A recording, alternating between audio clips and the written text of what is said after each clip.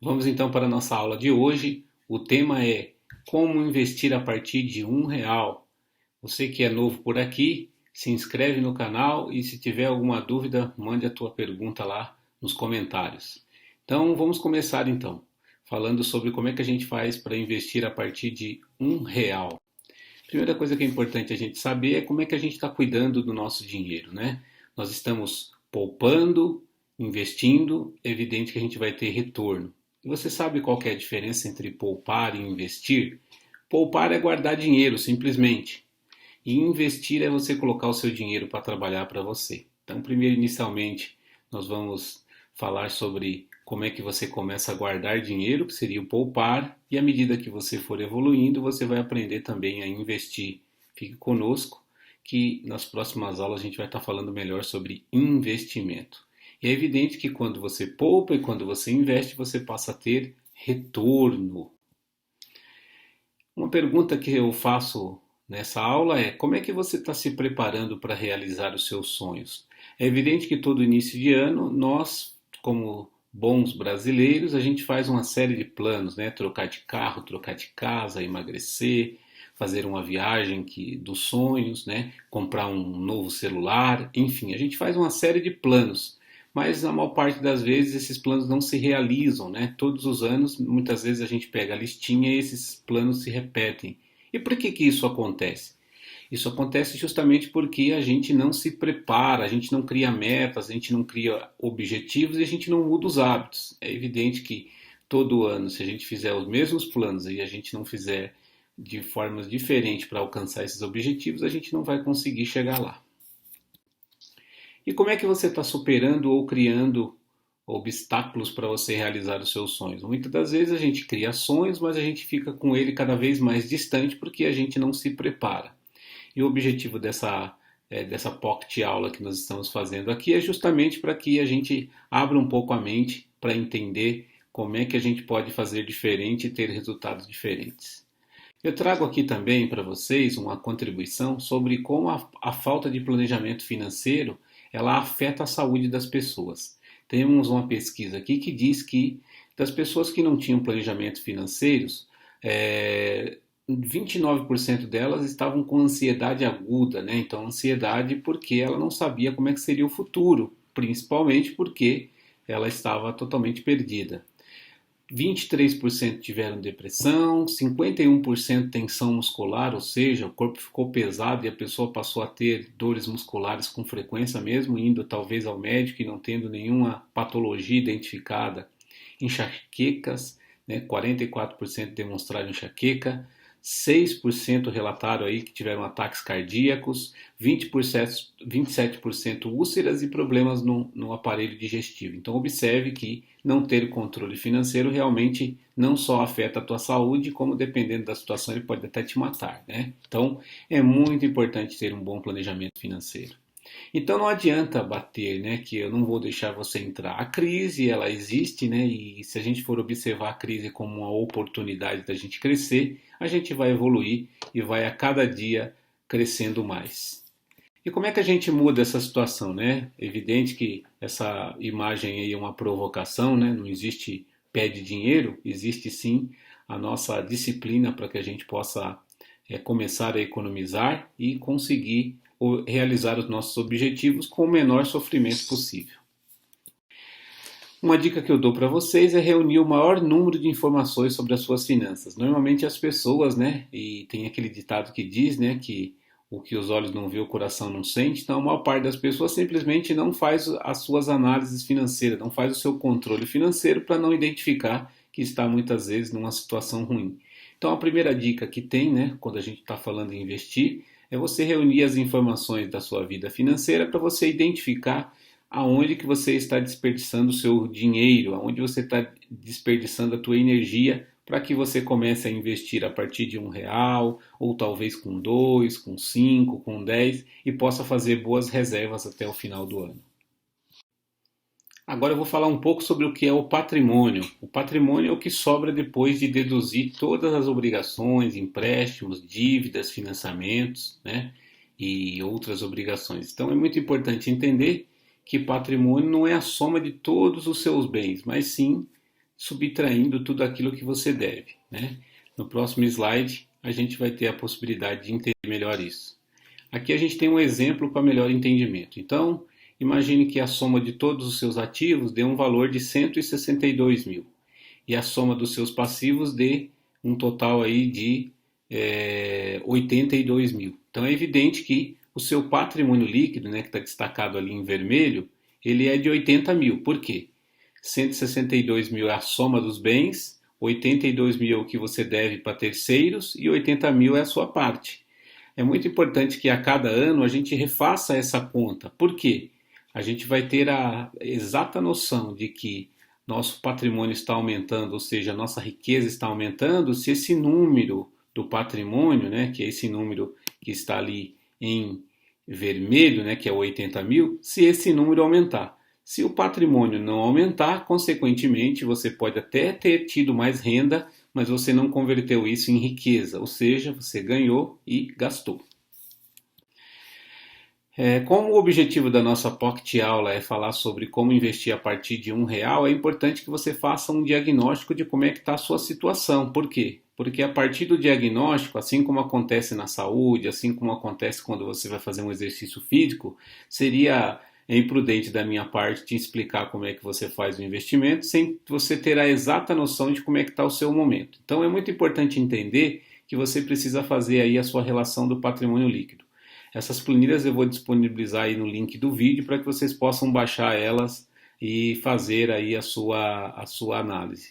Então nesse exemplo, né, eu coloquei aqui a data do levantamento como 6/1 de 2022. Você vai ver quanto você tem de dinheiro em espécie, quanto é que vale a tua casa própria. Nesse exemplo aqui, um total de patrimônio de 201 mil.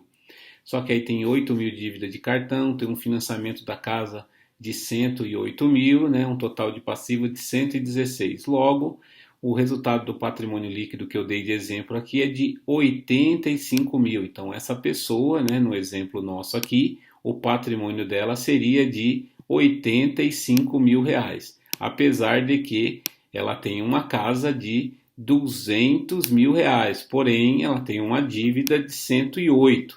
Então é muito importante a gente ter esse entendimento, porque a pessoa muitas vezes pode sair por aí falando que tem um patrimônio de 201 mil, mas esquece que tem uma dívida de 116. Então o patrimônio líquido dela é de 85 mil.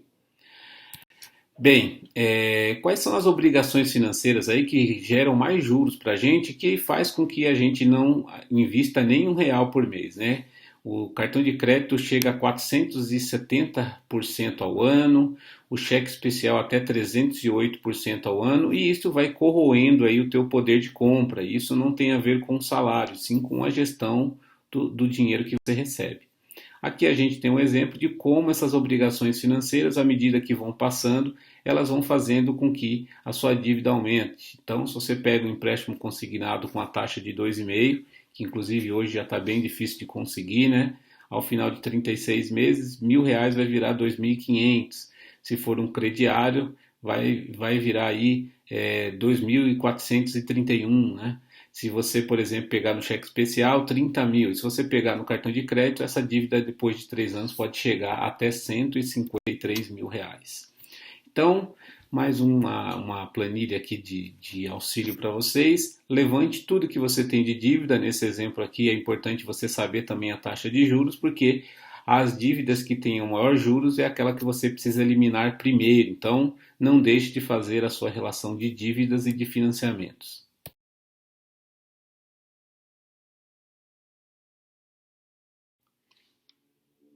Eu trago para vocês aqui também um modelo de orçamento doméstico, né? Então, aqui está separado por tipo de entrada e também por tipo de saída, né? Ele tem 2 páginas aqui na apresentação. É evidente que na planilha você vai conseguir visualizar isso tudo numa mesma perspectiva. Então, aqui está separado por cada uma das categorias. E aí, quando você observa aqui, por exemplo, o total das suas contas, você tem um item aqui, né, que é o superávit ou déficit, ou seja, que se vai sobrar ou se vai faltar. Aqui no nosso exemplo, a gente tem uma sobra para emergência e para poupança de R$ 500, nesse exemplo hipotético que eu dei. Então é muito importante que você saiba quanto que você tem disponível. E para que você possa, por exemplo, começar a investir a partir de R$ 1 e seguir com um planejamento para esse ano, é importante que você veja quais são os itens que você pode eliminar para que a tua sobra, né, o seu superávit e déficit seja cada vez maior e você consiga poupar, né, e investir cada vez mais para que você possa realizar cada vez mais sonhos sem a necessidade de pagar altas taxas de juros. E o que a gente pode fazer aí para que a gente não se endivide, né? Para que a gente possa ter disponibilidade para investir aí a partir de R$ 1? Primeiro, você tem que mensurar os seus gastos. É importante que você faça um orçamento doméstico. Não importa o formato, né? Se você vai fazer no caderninho, como muitos fazem, se você vai fazer nas anotações do celular ou até mesmo você vai usar um aplicativo. O mais importante é que você tenha visão dos seus dados. Por exemplo, hoje em dia as pessoas compram aqueles relógios, né, que você consegue ver o batimento cardíaco, né, você mede, por exemplo, a quantidade de passos que você está dando. Com a parte financeira não pode ser diferente. Se você negligenciar, em algum momento você vai se perder e você vai, de alguma forma, acabar entrando em dívidas e vai perder a tua oportunidade de investir. Porque o investir não tem a ver com o valor de salário ou de renda, e sim com disciplina, né? Não fosse assim, né? A gente tem pessoas que têm alto poder aquisitivo, estão endividadas, e pessoas que têm um salário mais modesto e conseguem realizar os seus sonhos com uma tranquilidade maior. Isso chama-se disciplina. E eu dou uma contribuição aqui, né, que faça um controle financeiro. Eu dou algumas opções. Você tem a conta azul, né, que é um aplicativo que você pode baixar, né, e fazer o seu controle. Tem os minhas economias, né, um aplicativo que eu gosto muito, que inclusive eu mesmo utilizo. Você tem o Finance Desktop, você tem o Meu Dinheiro, você tem o Meu Bolso em Dia. Então, quanto ao aplicativo, eu só estou dando aqui um spoiler da quantidade de recursos que hoje você tem para que você possa fazer o controle financeiro.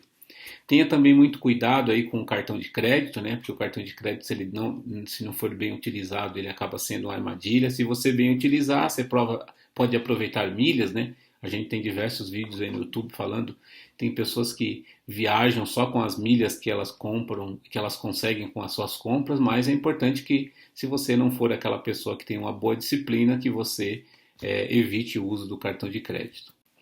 E também eu crio o hábito de guardar dinheiro, se você não regar, né? Você veja que no exemplo anterior eu mostrei lá os potinhos como se fosse uma planta, e aqui eu estou dizendo o pezinho do dinheiro. E o pezinho do dinheiro é a sua disciplina. Se você não tiver disciplina, você não vai conseguir guardar dinheiro. Bem, chegamos finalmente aqui no tema do vídeo, né? Como é que você começa a investir a partir de R$ 1? Então, eu lancei aí para vocês o desafio das 52 semanas. Então, como é que ele funciona? Você começa investindo a partir de R$ 1 e a cada semana o valor que você começou a investir você adiciona ao valor da semana anterior. Então, exemplo, comecei com R$ 1, na segunda semana eu adiciono mais R$ 1, vai para 2, na terceira semana eu adiciono mais R$ 1, eu vou para 3 e assim sucessivamente. Se comecei com R$ 10, eu começo com 10, 20, 30, 40, 50 e assim sucessivamente. Então eu vou chegar lá ao final de 52 semanas com R$ 13.780. Se eu comecei com R$ 100, eu vou chegar ao final de 52 semanas com R$ 137.800. Então é muito importante que você tenha aí uma disciplina para que você possa realizar os seus sonhos e objetivos. E outra coisa importante é que ao longo das nossas próximas aulas eu vou ensinar vocês como é que vocês investem em outros instrumentos que não seja a poupança. Por isso, eu vou deixar na descrição do vídeo aqui um link para você poder fazer o seu perfil de investidor e saber que tipo de investimento é o mais adequado para você. E o mais importante de tudo, pessoal, além da disciplina de a gente fazer o investimento aí nas 52 semanas, é entender que no final de tudo o que a gente quer mesmo é ser feliz. E que você possa ser feliz da sua maneira, da sua forma, mas o mais importante, evitando gastos desnecessários, evitando de pagar juros, evitando de ter perdas financeiras, para que você possa ser feliz com a sua família, com os seus entes queridos e realizar os seus sonhos da maneira mais simples e objetiva possível. Eu sou Reginaldo Oliveira e esse é o nosso canal Reginaldo Oliveira Oficial. Se você ainda não é inscrito, se inscreve no canal e compartilhe esse vídeo com o maior número de pessoas. Um grande abraço.